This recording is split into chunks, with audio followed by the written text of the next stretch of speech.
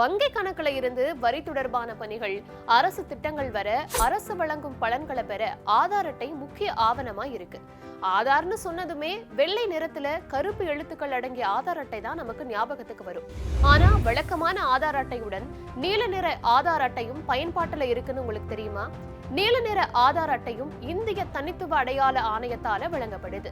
இது ஒரு தனித்துவமான 12 இலக்க எண் கொண்டது.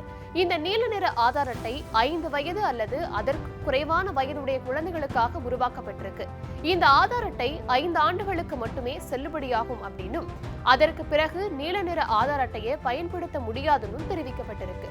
இந்த நீல நிற ஆதார் அட்டையில குழந்தையின் புகைப்படம் மட்டுமே இருக்கும்.